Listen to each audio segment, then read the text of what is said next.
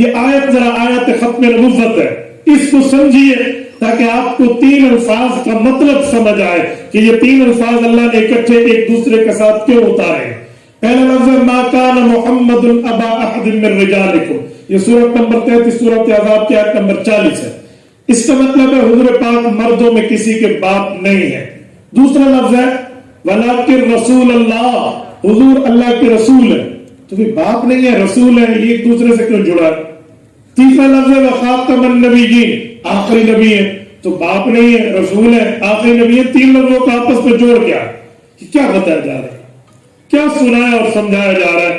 باپ نہیں ہے تو آگے یہ بتایا جاتا ہے کیوں نہیں ہے۔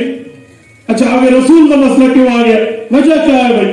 اب سنیں، جب تک کسی آیت کا شان نزول نہیں سمجھیں گے، شان نزول کہتے ہیں بیک گراؤنڈ کو، یعنی وہ کس تناظر میں اتری ہے، کن حالات میں اتری ہے، کن معاملات میں اتری ہے، تو اکثر طور پہ سمجھ نہیں آ سکتا۔ اور رسالت مآب علیہ الصلوۃ والسلام کی جماعت جن نے عینی شاہد ہیں دین کے، یہ صحابہ بتاتے ہیں یہ آیت تب اتری ہے۔ مسند البزار میں حضرت ابو ہریرہ کی شرح اٹھانے میں ملتا ہے کہ یہ تب اتری ہے جب حضور پاک کا بیٹا دنیا سے رخصت ہوا تو کفار نے شادمانے بجائے کہ دیکھو اس کی اولاد نہیں ہے، جب مذکر ہی نہیں رہا تو اس کی نسل آگے کیا بڑھے گی، اس کی نسل آگے نہیں جائے گی، کچھ بھی نہیں ہوگا۔ بس یہ جو بات کر رہا ہے اس کی بات صرف کس حد تک رہے گی؟ رب کریم نے کافر کو بھی جواب دیا ہے، رسول اللہ کے دل کی تسلی بھی فرمائی۔ کیا فرمایا؟ فرمایا ما کان محمد ابا احد من رجالکم۔ اتنی بات تو ٹھیک ہے کہ حضور پاک علیہ السلام کی اولاد مرد کی عمر کو نہیں پہنچی، لیکن تم کیا سمجھتے ہو دین رک جائے گا؟ دعوت رک جائے گی، شریعت رک جائے گی، ایمان و اسلام و اقان و احسان و مذہب رک جائے گا؟ یوں نہیں ہے۔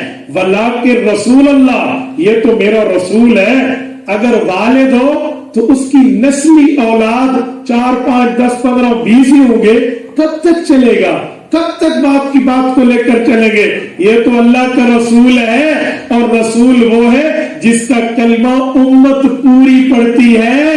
اب یہ والد ہوتا تو کچھ بیٹے ہی آگے لے کر چلتے، اگر والد مردوں میں کسی کا نہیں ہے تو امت کا رسول تو ہے، اس کی نسل جو چلنے والی ہوگی، روحانی نسل امت جو اس کی ہوگی، وہ اس کی دعوت کو لے کر دنیا میں پھیل جائے۔ سبحان اللہ۔ یہ ہے ابوت کی نفی کے بعد نبوت کا اس بات کرنا۔ ایک ہے ابوت ولدیت، ایک ہے نبوت نبی ہونا، تو اللہ نے ابوت کی نفی کے بعد نبوت کی بات کی ہے، تو یہ ربط ہے کہ جو تم خوشی کے ساتھ بانے بجا رہے ہو، یہ جو تم بغلیں جھانک رہے ہو اور باتیں ہانک رہے ہو کہ ان کی دعوت آگے نہیں چلے گی، اس کی مولات نہیں ہے، تو اس کی تو پوری امت موجود ہے، وہ آگے لے کر چلے گی۔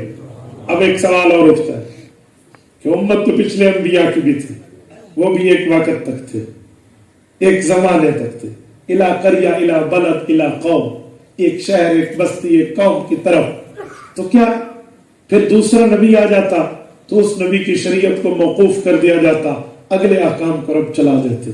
ادھر بھی ایسا ہوگا؟ اگر اس کی نبوت ہے ٹھیک ہے تو اس کی تو ایک محدود اوقات ہوں گے، محدود دائرہ ہوگا، ایک وقت آئے گا اس کی نبوت کا دور ختم ہوگا، نیا نبی کا سلسلہ شروع ہو جائے گا۔ فرمایا جی نہیں، ولیکن رسول اللہ، یہ میرا رسول ہے، وخاتم النبیین، اس کے بعد نیا نبی پیدا نہیں ہوگا، قیامت تک امت اس کے مشن کو لے کر چلتی رہے۔ یہ دوسرا جو ہے نا وار ہے کافر کے اس سوال پر جس پر وہ خوشی منا رہا تھا کہ تو کیا سمجھ رہا ہے، یہ رسالت مآب علیہ الصلوۃ والسلام کی دعوت قیامت تک چلے گی۔